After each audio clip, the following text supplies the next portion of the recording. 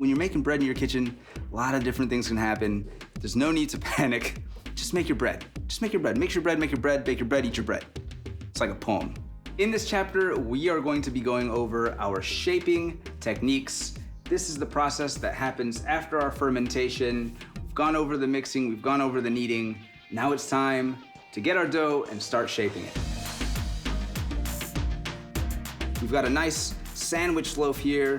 Beautiful, one of my favorites, so simple, very easy to proof and bake. A nice oval loaf here, nice and rustic, baked at a hot temperature. Our longer style bread, these might be baguettes or birotes or stiratos. There's so many different names for these long forms of bread, but nice and light and airy. And another oval loaf here with a different scoring pattern, coated with some oats for some extra flavor. So as you can see, lots of different variety in the way you can use the dough that you make, and you can use these breads for different purposes. It's so much fun to shape. So I have a bunch of dough that I made today just so I can show you a few of my favorite shapes.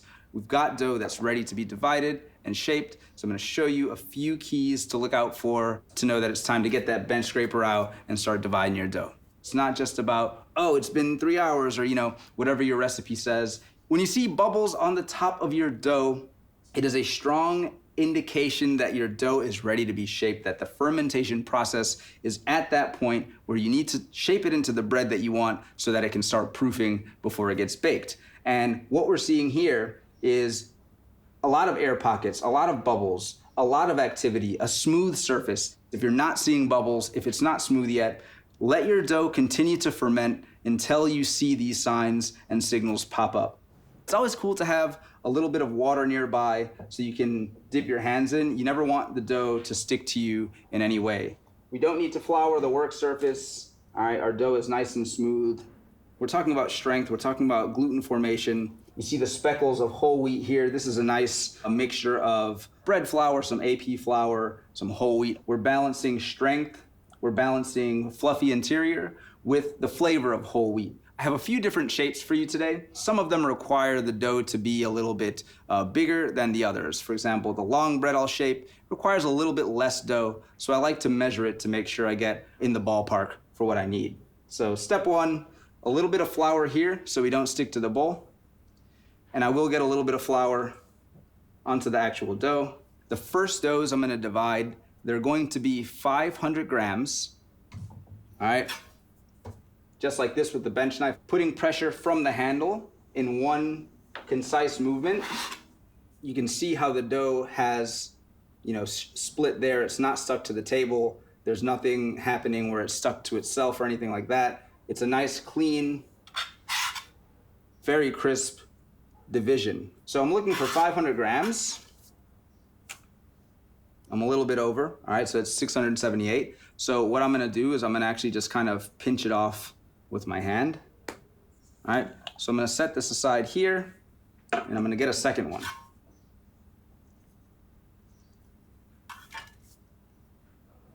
There we go. I'm gonna start with these two here. We wanna just give them a quick pre-shape. You don't really actually have to do it, but it can create some ease for you if you're new to shaping. You don't wanna work it too much. It's just that simple. All right, just a nice quick shape. We're going to divide for a sandwich loaf. We're gonna divide about a whole kilo of dough. That's 1,000 grams, by the way. And we're gonna do a baguette. Because there's two different techniques for shaping a long bread, I'm actually gonna pre-shape this. So remember our pre-shape, we just wanna do the same thing. We just wanna ball it up. You don't want to overhandle it. You don't want to lose any of the gas. You see I barely touched it, and you can see how much tension's already there. You can see how much air is already there. I don't really have to do much to it, but it does create a nice uniform shape for you to use when you do your final shape. All right, so we're gonna move this out of the way. And we've got enough for a nice little loaf here. Let's see how much this weighs. Right about a kilo. I got something special for you on this one. All right. So we're gonna use this one as well. No pre-shape on those. All right, and we are going to reset, and I'll show you the final shapes that we're gonna do with the dough we just divided.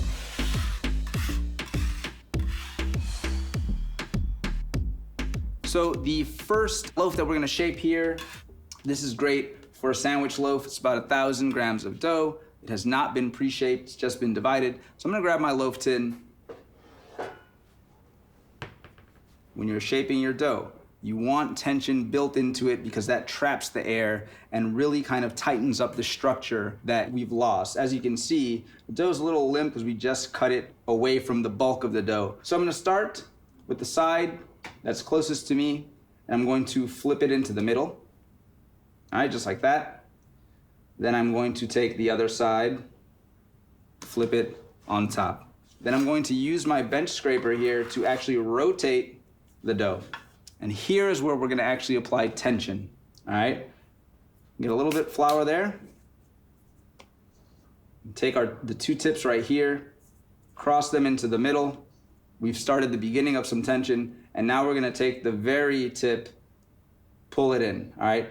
Here's where you've gotta work quickly, and you've gotta use the outside of your pinkies here to roll the dough in and push it out a little bit, all right?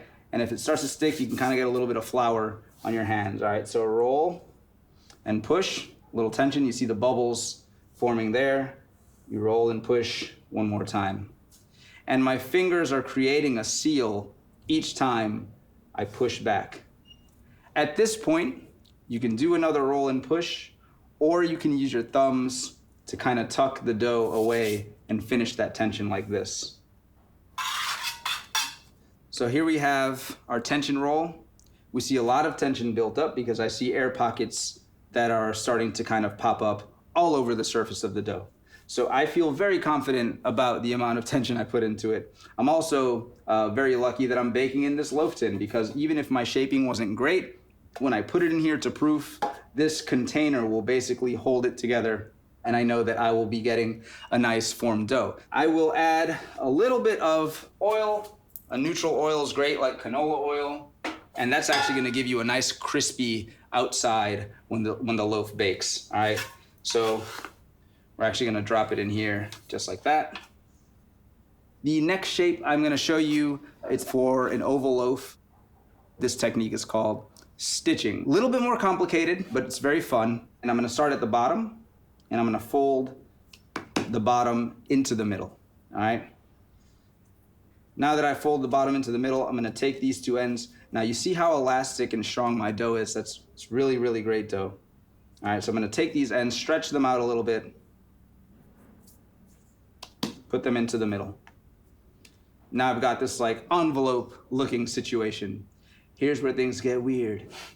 All right, we're gonna take the tip, we're gonna fold that tip here. All right, so we've got 1, 2, 3 folds. And this is all to build tension into the center of the dough. We'll take those final loose ends, and this is why it's called stitching. We're gonna kind of stitch this together to create that last bit of tension, all right? Just like that. Here, give it a little tap so that it sticks. All right?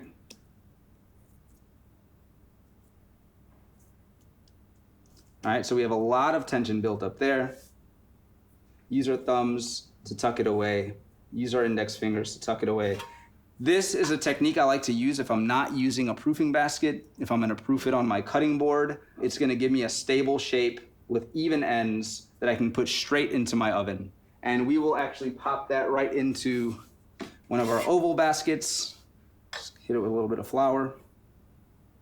And one last thing here. All right, you can kind of just give it one final bit of tension there. The seam is up because when I'm ready to bake this dough, I'm actually gonna flip it out like this, and then I'm going to score it with a knife.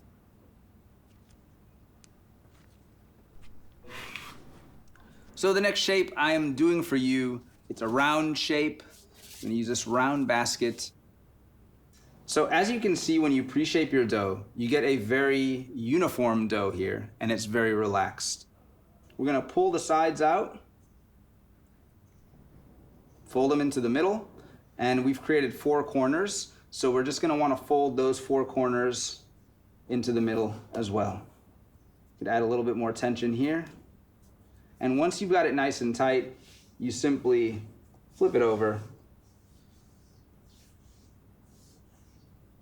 All right, just like that. Again, we're looking for nice air pockets with the seam. All right, remember the seam is here.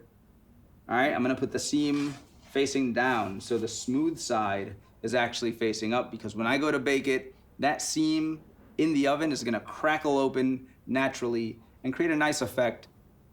We got 2 more doughs left. We're gonna make a long bread. You don't wanna have too much flour where you're gonna be rolling out those ends, because it can cause you to lose tension. So it's very important to actually kind of push the flour forward to the top of your workspace, because you do still need some flour while you're shaping. All right, so we're gonna start with the pre-shaped. First thing we're gonna do here, folding the bottom into the middle. Turn it around. Fold the bottom into the middle. Get a little bit of flour on the hands. What we're gonna do here is create tension before making the bread in a longer form. The way we do that, we're gonna use our thumb. I'm right-handed, so I'm using my left thumb. I'm gonna kind of pick this dough up and tuck my thumb here. And I'm gonna use the palm of my right hand to gently pat this part of the dough together, just like that. All right, we're using the thumb to just tuck that dough in. And we wanna do it one more time on this side to create even more tension. So you're gonna fold it all the way back onto this side. If it gets sticky, just get some flour. All right, we're gonna go back and forth very gently with the palms and balls of the finger. We wanna leave the middle thick, all right? And we wanna kind of point the ends here.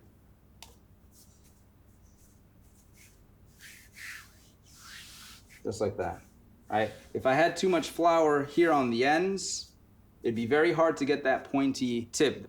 I'm gonna proof this on my cutting board. All right, very simple. All right, so get a little bit of flour on the cutting board here. I'm gonna use the bench knife to make sure it's not stuck. And I'm gonna gently lift it up and place it here, all right? We've got one more shape to show you. This is our non-pre-shaped long bread dough. All right. The more simplified form of stretching our dough out. Give it a little pat, always looking for that triangular shape. I'm gonna start by just tucking the tip into itself and then going straight into tension. Then using the thumbs. No fuss, no folds. Very simple, just a different technique, all right? And so now we'll just make it long by using the same technique. We'll get a little flour here on our hands. Keep the middle thick. Use the balls of your fingers here to roll outward. So it's virtually the same shape with a different, quicker shaping technique. The next phase of baking and the next phase of life for these that I just shaped is the proofing process. Make sure that when you're baking bread, you take some time to learn at least one of these techniques. In this chapter, we learned how to tell your dough is ready to be divided and shaped. We went over pre-shaping our dough. We then went over a couple of different shapes. We've talked about the importance of building tension into our dough so that we reformat and restructure that gluten network so that it can rise again and get baked in the oven. Lots of different components in this chapter, and I hope that you guys start shaping some dough soon.